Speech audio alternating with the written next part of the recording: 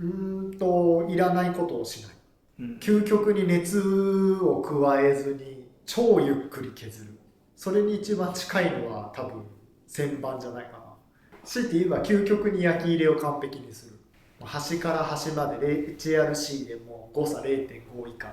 無理じゃね、そんなこと言い出したら。いやもう真空焼き入れですね。真空焼き入れそんな大したことないねきっと。そうですかね。分からんけど、いやもうでも大工道具ではもう何十年も前に流行ったからね、真空焼き入れ。でもそれがダメになった理由が知りたいですよね。聞いてなかったんですきっとね。へえ。鍛造はしてたんですか？もちそれが原因かもしれないですね。焼き入れだけ真空です。その焼き入れ温度とかのそもそも勘じゃないですか。まあまあまあね。色見て、はい。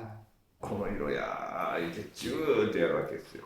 そこの勘をどうしてデータ化したかですよね、真空焼き入れするのに。まあまあまあ、なるほどね。だからもしかすると、カンナで言われている調子がいい温度域が一般的に言われている温度域よりちょっと低いちょっと低いとか、ちょっと高いとか、その時間じゃないよとか、冷却の仕方が違うよとか、なんか真空焼き入れではできないことだったのかもしれないし。まあそこら辺はでももう細かくやらないともう分かんないですよね。750度ぐらいから、ね、焼き戻し温度で180、190、220、220、230みたいな、もう1個に対して5個作るみたいな、それでまあ全部照らし合わせていってどれが一番まあバランスがいいとかっていうのをやっていかないと難しいですよね。でも結局そこに全体的にやっぱりデータを取るんだったら介在させちゃいけないのが人間の手だと思いますね。もう鍛造するとかまず一番最初にそれのデータ取りをするんだったらもう、まあ、そうプレートであったりとか、プレート1枚ね、はい、もしくはもう普通にねレーザーカットの鋼材で、包丁三徳型でもいいと思うんですけど、そういうところからまあやっていって、そこからのデータを手作業に移していく方がなんか近いというか、なんかよりそれを目指すべき目標のさらに超える何かを見つけるっていう意味では、なんかそっちの方が答えに近づきやすいような気もしますけどね。まあね、やっぱり変数が多すぎて手作業だと、まあそこどこがダメにしてるのか、だからその真空焼き入れが果たして本当にダメだったのか。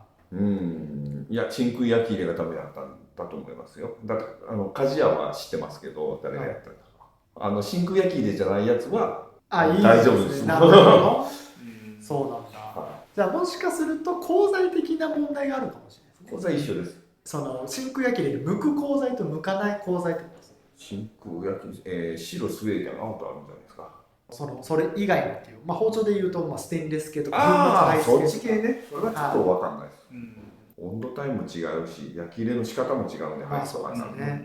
配送ね、2回やらなきゃいけなかったりとかね、いろいろありますからね。3回やるとこもあるみたいですよ。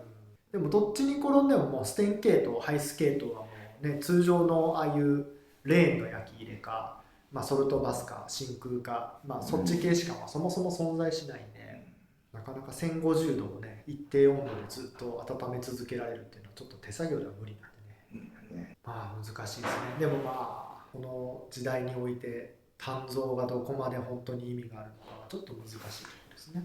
いやでもこうして興味を持ってもらってること自体が嬉しいですけどね、いろいろこういう細かいところまで。